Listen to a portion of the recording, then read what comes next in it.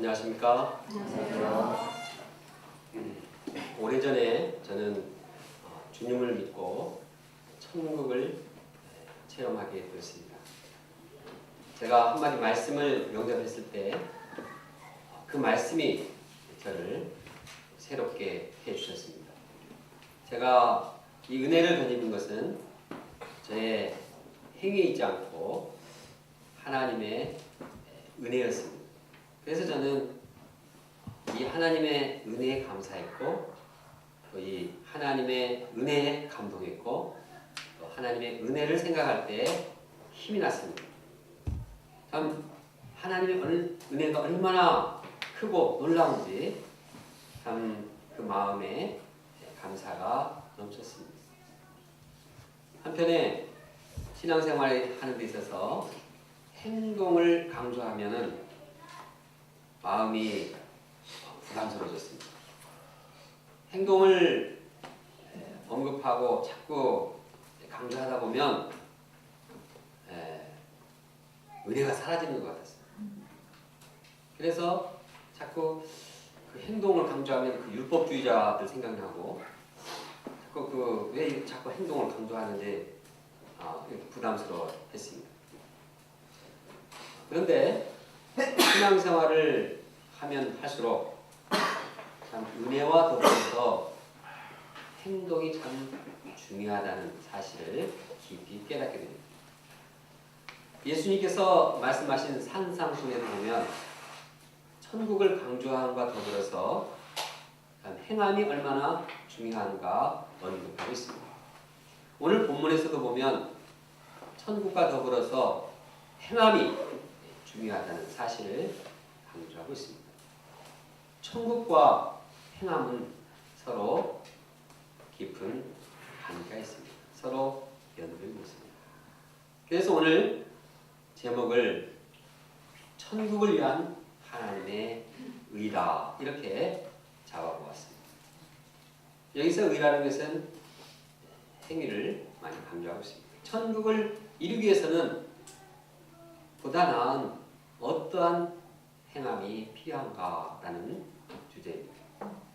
우리가 오늘 말씀을 통해서 종교 지도자보다 더 나은 의를 인해서 우리가 천국을 소유하는 자들이 되기를 원합니다. 첫째, 율법의 계명을 귀중히 여겨야 합니다. 예수님 당시에 신앙적으로 여러 종파들이 있었습니다. 바리새파, 에세네파, 사두개파, 이런 그 파들은 신앙생활을 참 특징적으로 잘 해보려고 노력을 했습니다. 그러다 보니까 율법에 대해서도 우리 파가 진짜 올바른 해석자다.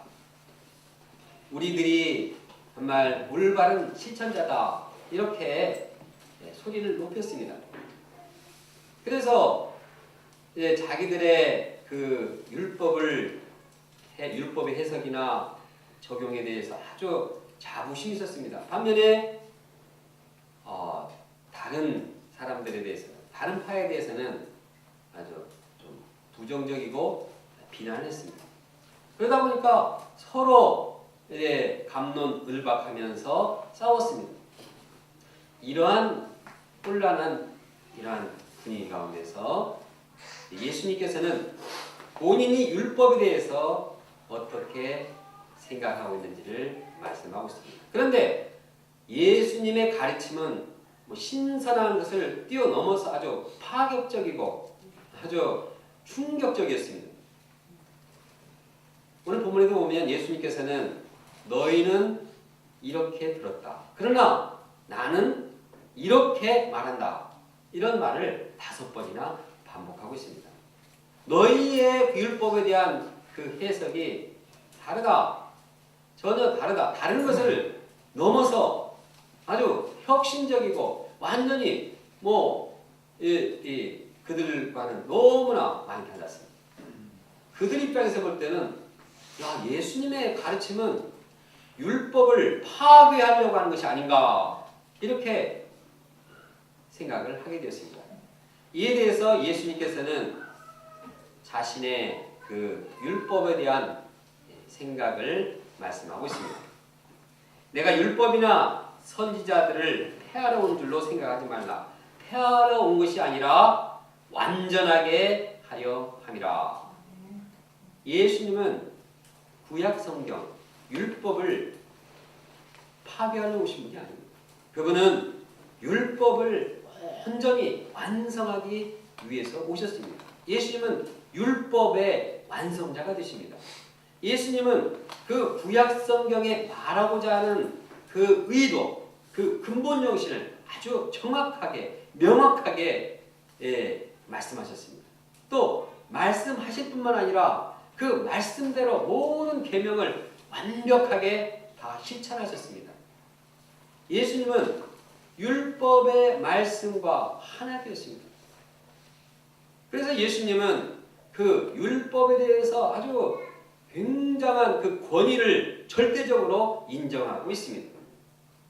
예수님은 율법에 대해서 정말 이 율법은 영원토록 이 율법의 한 계명도 참 사라지지 않고 계속 그 의미가 이루어진다, 성취된다 말씀하고 있습니다. 그리고 그 율법에 대해서, 구약 성경에 대해서 한 계명이라도 아주 귀하게 여기고 이것을 가르치는 사람들은 천국에서 아주 큰 영광을 받을 것이다. 큰 자로 여길 것이다. 그러나 그 계명을 아주 우습게 여기고 다른 사람에게도 그냥 사소한 건 넘어가자. 이렇게 구약 성경에 대해서 하는 자들은 아주 지극히 천하게 여겨질 것이다. 이렇게 말하고 있습니다. 구약 성경을 어떻게 보고 귀하게 여기느냐에 따라서 그가 천국의 영광이 크냐 작느냐 달라진다고 말씀하신 정도였습니다. 예수님은 그만큼 구약의 율법을 귀하게 여기시고 절대적으로 여기시고 이 율법을 제자들에게도 그대로 소중히 여기고 행하도록 가르치신 것입니다.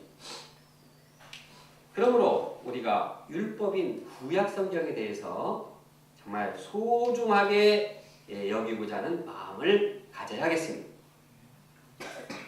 구약 성경을 어떻게 대하느냐 그 태도와 자세에 따라서 우리 천국의 운명이 좌우됩니다. 참 우리가 그렇게 생각한 적 있습니까? 천국은 열심히 죽도록 충성하는 자 이렇게만 생명의 면류관 어디라고 생각했는데 구약의 말씀을 얼마나 귀하게 여기느냐 그거에 대해서는 많이 생각을 못한 점이 있습니다. 그러나 우리가 구약의 율법 말씀을 정말 소중히 여기고 절대적으로 여기고 이것을 가르치는 자들이 될 때 천국에서 큰 영광을 받게 되는 것입니다. 개인적으로 저는 구약에 대한 그 내용은 좀 신약보다는 좀 구약도 참 중요한데 신약이 더 정말 귀중한 것으로 이렇게 은연중에 생각하게 되었습니다. 여기에는 몇 가지 이유가 있습니다. 먼저 구약은 예수님 이전에 참 멀리 저쪽 아주 몇천 년부터 있는 얘기고 좀 멀기 때문에 아무래도 귀중함이 좀 예수 이후의 그런 신약보다도 덜 느껴졌습니다.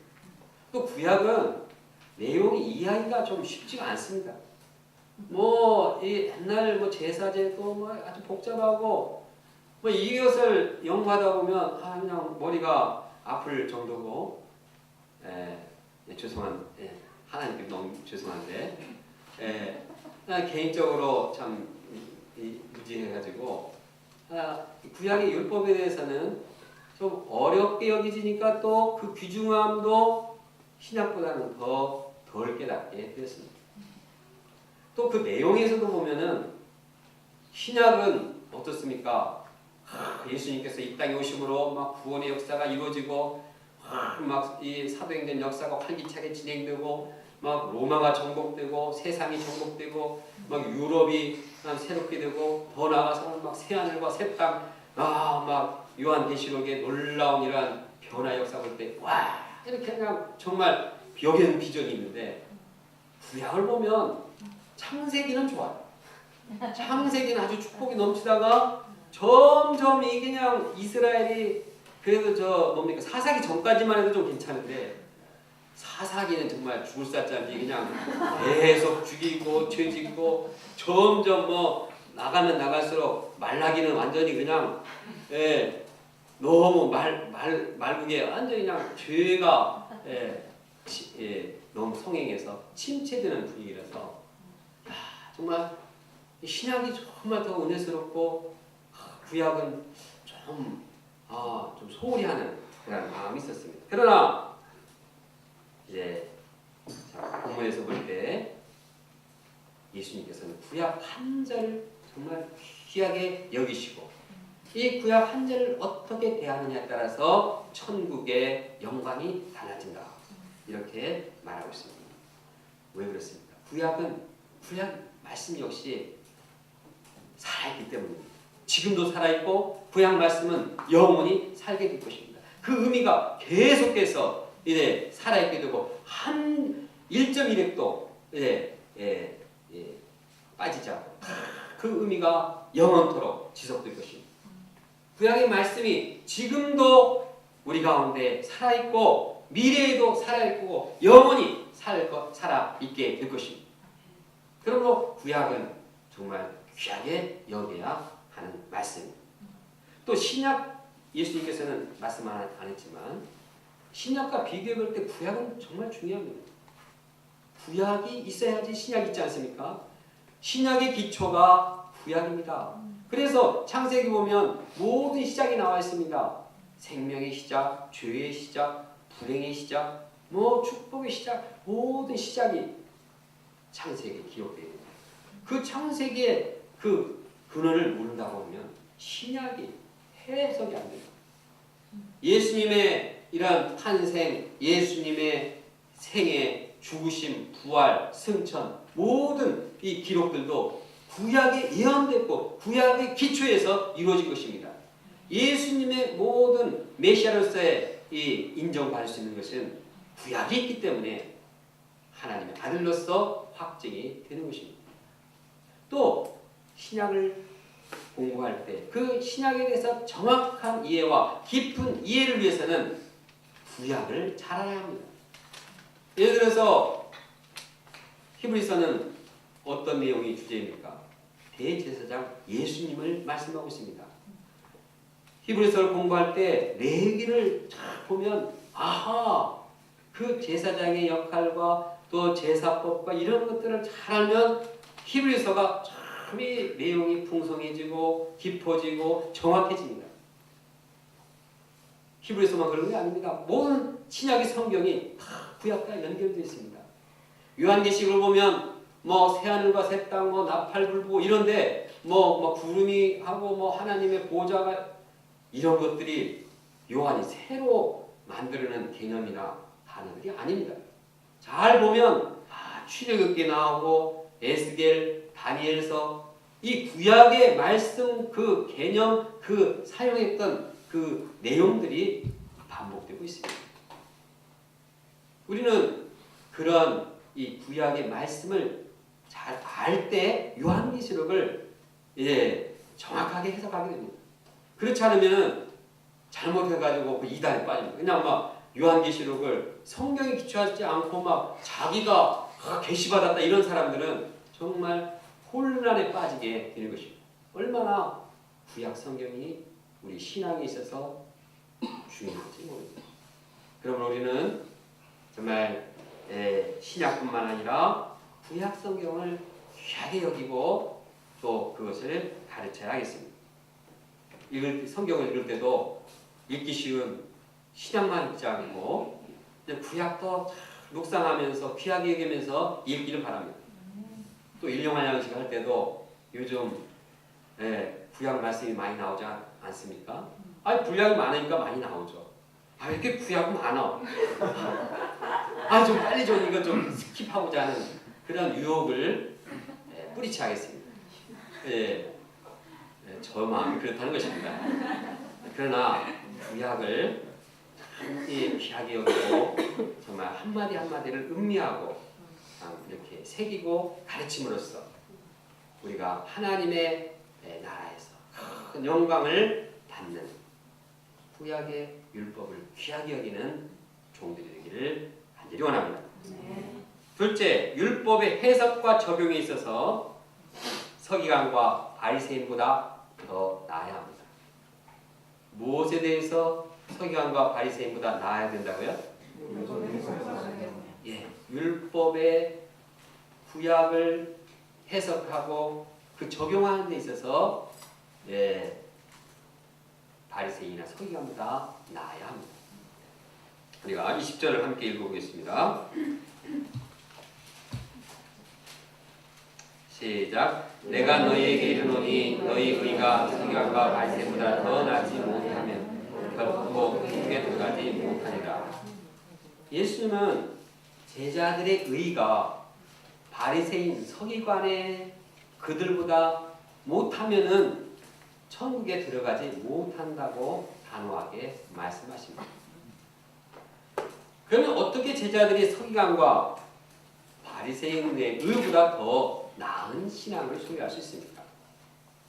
그것은 해석부터 실천하기 전에 적용부터 그 더 나은 그런 수준의 더 높은 수준으로 이제 해석하고 적용해야 하는 것입니다.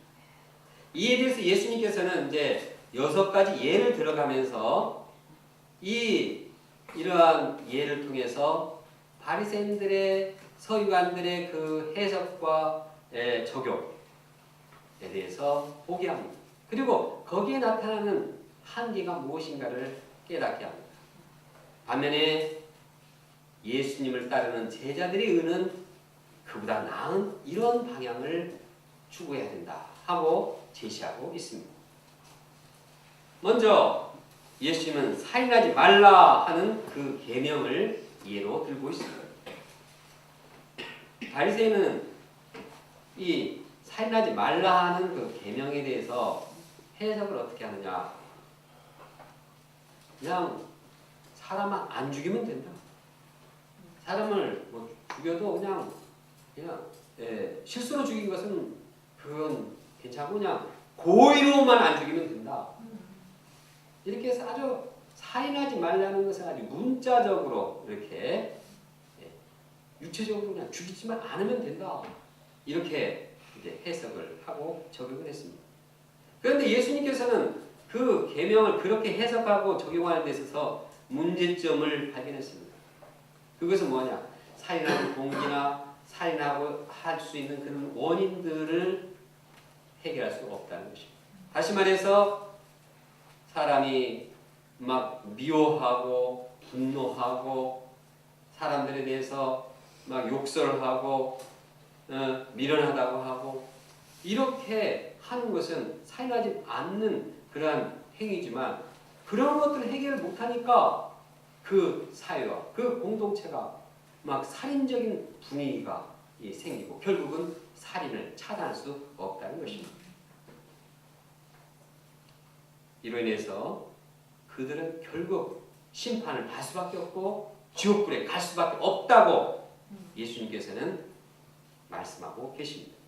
이것이 서기관과 바리새인이 추구한 그 의의 결과입니다. 살인하지 말라 하는 그 계명을 의를 해석하고 적용할 때 얼마나 많은 이 정말 비참한 결과 이것이 악순환하는지를 보여주고 있습니다. 이에 반해서 예수님은 그 제자의 의가 다르다고 제시하고 있습니다.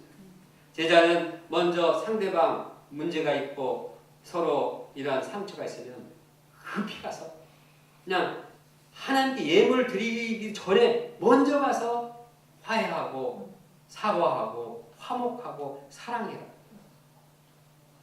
이렇게 살인하지 말라는 계명을 이렇게 적극적인 사랑, 이렇게 신속한 이러한 문제 해결로서 방향을 제시하고 있습니다.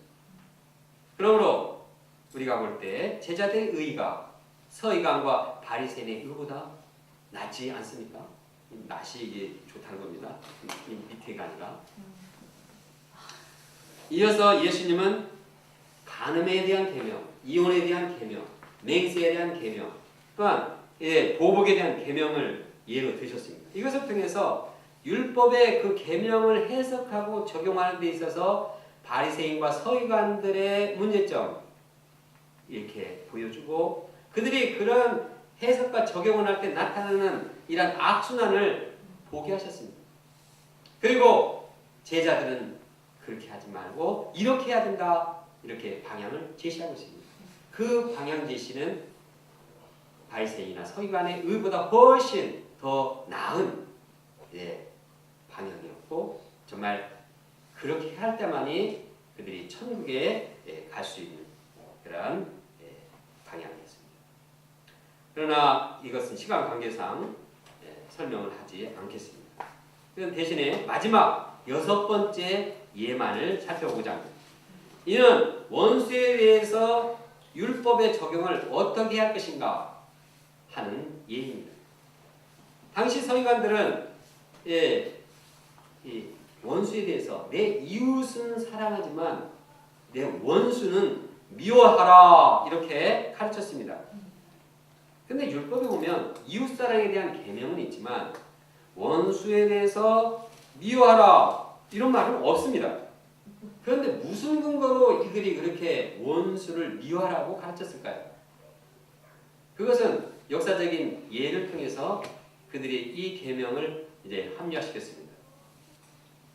이스라엘 백성들이 가나안 땅을 이제 정복할 때 하나님께서는 가나안의 땅에 있는 모든 사람들, 짐승까지도 완전히 다 죽여버리라고 했어요. 진멸하라고 했습니다. 이거 보면 원수들은 그들이 너무 죄를 짓고 하나님을 대적하니까 이들은 그냥 이렇게 쓸어 없애버리라. 원수를 미워하라. 이렇게 이제 그들의 계명을 합리화시킨 것이죠. 그러나 하나님께서 이스라엘 백성들에게 가나안의 그 생명들을 다 진멸하라는 것은 공의로우신 하나님의 심판을 하라고 하는 것입니다. 그들에 대한 사적인 보복을 하라는 것이 아닙니다. 공의로서 그들을 하나님께서 심판하는데 심판의 도구로 쓰시고자 하는 것입니다. 쉬운 예로 사형 집행자들이 왜 사람을 죽입니까? 판결이 났기 때문에 죽인 것이지 그 사람 미워가지고 죽이는 건 아닙니다. 미워할 필요도 없고 그들은 그냥 그 집행하는 그러한 사람으로서 하는 것입니다. 이와 같이 하나님께서는 이스라엘 백성들을 통해서 그들을 심판하신 것이지 결코 그들을 미워하고 그들에게 사적으로 보복하라는 말은 아니었습니다. 그러나 그들은 그것을 그렇게 적용했습니다. 그만큼 내 원수를 사랑하는 것은 참 힘들 그런 계명이었다고 생각이 듭니다. 반면에 예수님께서는 제자들에게 어떻게 하라고 명령하십니까? 예수님은 너희 원수를 사랑하라 이렇게 말씀하십니다. 예수님은 제자들이 원수를 사랑함으로써 그 사랑으로 악을 제거하라고 말씀하신 것입니다. 원수를 사랑함으로써 악에게 승리하도록 하신 것입니다. 이것이 하나님께서 우리에게 행하신 일입니다. 하나님께서 그렇게 행하시고 우리도 그렇게 하라고 하신 것입니다. 하나님은 어떻게 그렇게 했습니까? 하나님께서는 우리가 원수 되었을 때 자기의 사랑을 나타내셨습니다. 하나님을 대적하고 하나님의 원수 노릇할 때 하나님께서는 그 원수인 우리를 위해서 자기의 외아들인 예수 그리스도를 이 땅에 보내주시고 십자가에 희생시킴으로써 자신의 사랑을 나타내셨습니다. 우리가 하나님과 다시 회복하고 사랑의 관계성을 낼 수 있는 것은 하나님께서 원수된 우리를 사랑하셨기 때문입니다. 이와 같이 하나님께서는 우리도 그런 사랑을 베풀라고 했습니다. 그렇게 할 때 너희가 아버지 아들이라 일컬음 받으리라. 왜? 하나님의 성품과 좀 비슷하니까. 그런 하나님의 성품을 이어받은 사람이니까 그가 하나님의 아들이 되는 것입니다. 그렇지 않고 우리가 원수를 미워하게 되면 그것은 하나님의 사람이라고 하나님 아버지 아들이라고 확신하기 어렵습니다. 왜? 다르니까. 하나님은 그런 분이 아닙니다. 그것은 하나님이 없는 이방인들이나 그렇게 하는 것입니다. 그러므로 하나님께서는 악인이나 선인이나 햇볕 비춰주시고 의로운 자나 불의한 자나 비를 내리시는 분이다. 나는 모든 사람들을 다 이렇게 사랑해. 그러니까 너희들도 내 아들이 아니냐. 그러니까 너희들도 세상 모든 사람 원수까지도 다 사랑해라. 이것이 예수님께서 제자들에게 주신 새로운 의입니다. 그러므로 주님의 제자는 모든 사람을 사랑하고 섬기는 자가 되어야 하는 것입니다. 48절을 함께 읽겠습니다. 시작. 그러므로 하늘에 계신 너희 아버지의 온전하신과 같이 너희도 온전하라. 제자들은 원수들까지도 품고 사랑하신 하나님을 그 온전하신 사랑을 본받고 그대로 실천해야 하는 것입니다. 이것이 제자들이 추구해야 할 더 나은 의입니다. 제자의 의가 서기관과 바리새인보다 나아야지 천국에 들어갈 수 있습니다. 여기서 볼 때 우리가 성경 말씀을 정확하게 해석하고 적용하는 일은 매우 중요합니다. 그 해석과 적용에 따라서 바리새인보다 서기관보다 그 의가 낮아질 수도 있고 좋아질 수도 있고 나빠질 수도 있습니다.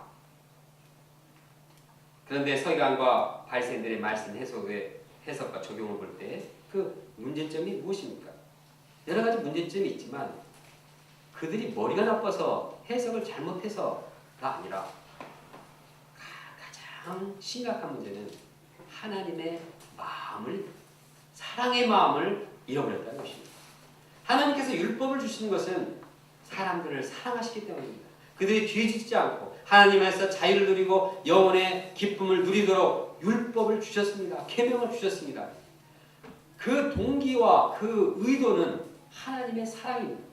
그런데 이 하나님의 사랑을 잃어버리고 해석하고 점점 문자적으로 자꾸 이것을 넓혀 나가다 보면 복잡해집니다.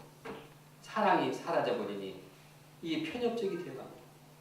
그래서 이 해석과 적용이 점점 하나님의 근본적인 의도와는 달라지게 되는 것입니다. 그러므로 참 인간 중심적이고 자기 중심적으로 점점 변하게 되는 것입니다. 우리는 말씀을 해석할 때 또 적용할 때 항상 하나님의 사랑을 잊지 말아야 합니다. 정말 말씀을 분별하라 이런 말씀을 들을 때도 막 분별하겠다고 막 말씀 쪼개야겠다. 그거보다 이 말씀은 우리에게 정말 분별할 것은 우리를 정말 사랑하시는 우리를 어떻게든 돕고자 하시는 뭐 하지 말라 해라 이런 것도 왜 하지 말라고 했을까? 막 이걸 과학적으로 생물학적으로 따지고 그러보다도 이걸 하지 말라고 하는 것은 우리를 사랑하시기 때문일까? 하라고 하는 것도 우리를 얼마나 사랑하셔서 이렇게 해석하고 적용을 해야 되는 것입니다. 인간 중심이 아닌 하나님 중심으로 해석해야 합니다. 인간은 인간이기 때문에 인간 중심의 해석을 잘하기 쉽습니다. 그러나 계명은 인간 중심으로 해결하면 하나님의 중심에 벗어나게 됩니다. 그러므로 하나님 편에서 해석하고 하나님 편에서 적용하고 순종해야 하는 것입니다. 또한 자기 중심이 아니라 다른 사람들, 다른 모든 사람들, 그 사람들도 염두에 두고 그들을 사랑하고 그들을 품고 율법을 생각해야 합니다. 이것이 율법을 해석하고 적용하는 데 있어서 서기관보다 또 바리새인보다 더 나은 의인 것입니다. 셋째, 율법을 행함에 있어서 서기관과 바리새인보다 더 나아야 합니다. 예수님께서 무리와 제자들에게 말씀하셨습니다. 마태복음 23장에 보면 서기관과 바리새인들이 모여 모세의 자리에 앉았으니 그러므로 무엇이든지 그들이 말하는 말을 행하고 지키되 그들이 하는 행위는 본받지 말라. 그들은 말만 하고 행하지 아니하며 또 무거운 짐을 묶어 사람의 어깨에 지우되 자기는 이것을 한 손가락으로도 움직이려 하지 아니하며 라고 말하고 있습니다. 서기관과 바리새인들은 말만 하고 행하지 않는 자들입니다. 그들이 계명을 행하지 않는다고 하면 그들은 천국에 들어가지 못한다는 말씀입니다. 예수는 말씀하십니다. 나더러 주여 주여 하는 자마다 다 천국에 들어갈 것이 아니오 다만 하늘에 계신 내 아버지의 뜻대로 행하는 자라야 들어가리라. 행하는 자야지 하늘에 계신 아버지의 뜻대로 천국에 들어간다는 것입니다. 제자는 계명을 순종하는 데 있어서 행하는 데 있어서 바리새인이나 서기관보다도 더 나아야 합니다. 그래야지 그 더 나은 의로 그 행함의 의로 천국에 가는 것입니다. 예를 들어서 오늘 좀 전에 본 너희 원수를 사랑하라 이 말씀을 우리는 그 말씀 좋다. 원수를 사랑하라 시 써보자.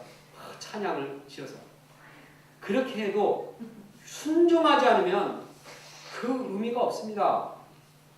지켜야 합니다. 여기서 원수는 나와 떨어져 있는 저 북한의 그 김정은만 말하는 것이 아닙니다. 원수는 내 옆에 있는 나와 함께 생활하는 식구가 될 수도 있고 일가 친척이 될 수도 있고 또 우리 교회 공동체 한 사람이 될 수도 있고 또 캠퍼스의 친구가 될 수 있고 또 직장에 있는 다른 한 사람이 될 수 있습니다. 그래서 그냥 그 옆에서 그냥 나를 괴롭히고 상처 주고 하니까 그게 진짜 원수입니다. 근데 이런 원수들을 사랑하는 것이 이 말처럼 됩니까? 원수를 사랑하는 것은 정말 힘듭니다. 그렇게 나에게 상처 주고 힘들게 하는 사람은 정말 그냥 보면 그냥 분노하게 되고 미워하게 되고 마음에서부터 막 끌어올리고 막 입으로 막 욕설이 나가고 그냥 정말 그냥 법에 저촉이 안 된다고 그냥 업어치기로 한번 그냥 날려주고 싶은 그러한 것이 원수입니다. 그런데 원수를 사랑하는 일이 얼마나 어려웠으면 아까 말한 것처럼 종교 지도자들도 그냥 원수를 미워해라 이렇게 그냥 계명을 주었을까 생각해 봅니다. 아니 그냥 포기하자. 아니 그냥 이 계명은 원수를 사랑하라. 이건 성경에도 원수를 귀여기고 뭐 이런 내 이방인들 다 이렇게 자기 사랑하라 이렇게 얘기했는데 원수를 미워하라고 보면 이건 안 된다. 이건 사람이 할 일이 아니다. 아니 그냥 포기하는 것 같습니다. 그러나 계명을 지키기가 어렵다고 해서 행하지 않으면 그 사람은 천국에서 멀어져 갑니다. 반면에 원수를 사랑하라 이 계명을 지킬 때 그가 하나님의 자녀의 하나님 아버지의 자녀가 된다고 말씀하십니다. 그 계명을 지키는 자가 하나님의 자녀로서 천국에 갑니다. 계명을 지키지 않은 자는 어떻게 됩니까? 원수를 사랑하라는 계명을 안 지킨 사람은 그가 하나님 아버지의 아들인지 아닌지 잘 모릅니다. 딸인지도 모릅니다. 왜냐하면 하나님의 사랑의 성품, 원수를 사랑하는 하나님의 성품을 담지 않았기 때문입니다. 그러면 우리는 원수를 사랑하지 않는 문제를 이것은 우리 인간이 어쩔 수 없다. 그건 손양원 목사님이나 하는 일이지. 이렇게 생각하고 나는 안 된다. 그런 생각하면 안 됩니다. 우리는 하나님의 자녀다. 하나님의 자녀로서 하나님께서 원수를 사랑했으니 나도 자녀로서 원수를 사랑하자. 이렇게 생각하고 실천하는 것이 하나님의 자녀요. 그로 인해서 그 자신이 마음의 천국을 얻게 되고 또한 이러한 자들이 천국에 들어가게 되는 것입니다. 그런데 우리가 원수를 사랑하라 이 말씀을 지키기 어려운 이 말씀을 어떻게 지킬 수가 있습니까? 그것은 기도하는 것입니다. 본문에 보면 너희 원수를 사랑하며 너희를 박해하는 자를 위하여 기도하라. 원수를 사랑하라 하여서 핍박하는 자를 위해서 기도하라. 기도하라는 것은 원수를 사랑하는 하나의 유일한 방법입니다. 다른 길이 없습니다. 원수를 어떻게 사랑합니까? 죽여야지. 그러나 원수를 사랑할 수 있는 것은 내가 죽는 것입니다. 내가 어떻게 죽습니까? 내 본성이 죽어요. 내 본성의 미운 감정을 십자가에 못 박아야 합니다. 내 마음의 증오를 십자가에 못 박아서 완전히 죽여야 됩니다. 그렇게 하기 위해서는 어떻게 해야 됩니까? 기도해야 합니다. 기도가 무엇입니까? 기도는 하나님과 대화입니다. 하나님을 대화하면서 하나님의 영과 사귀면서 하나님 마음을 영접하면서 기도할 때 하나님의 마음이 내 안에 들어오시고 하나님의 영이 내 안에 들어오시고 그래서 내 안에 모든 마음의 본성들이 죽어지고 사라지고 하나님의 마음이 되는 것입니다.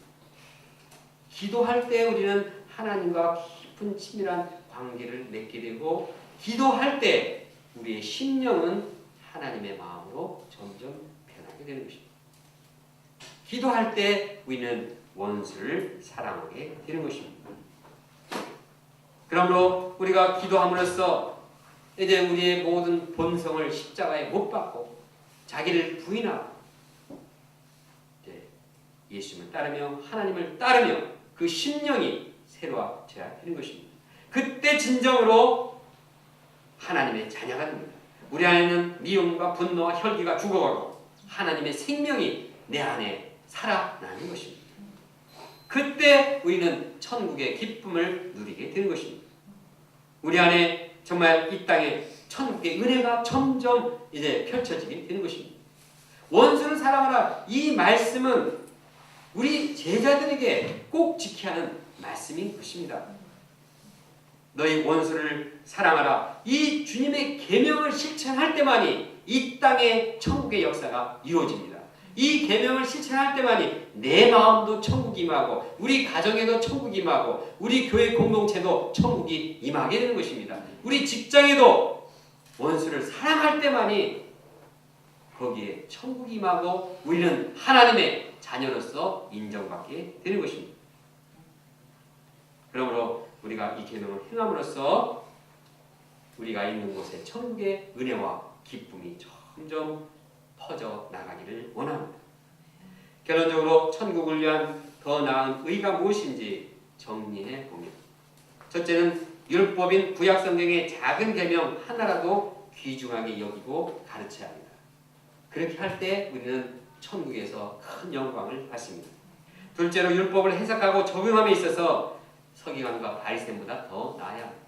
셋째로 율법을 행함에 있어서 그들보다 더 나아야 합니다. 우리가 서기관과 바리새인보다 더 나은 의를 행함으로써 천국을 체험하고 천국에 들어가는 제자가 되어야 하겠습니다. 다 같이 20절 말씀을 함께 읽겠습니다. 시작. 내가 너희에게 이르노니 너희 의가 서기관과 바리새인보다 더 낫지 못하면 결코 천국에 들어가지 못하리라. 기도하겠습니다. 감사하신 하나님 아버지, 저희에게 천국을 허락하시고 천국을 위한 더 나은 의를 가르쳐주셔서 감사합니다. 하나님 아버지, 저희들이 정말 예수님을 배우면서 구약의 이러한 계명들을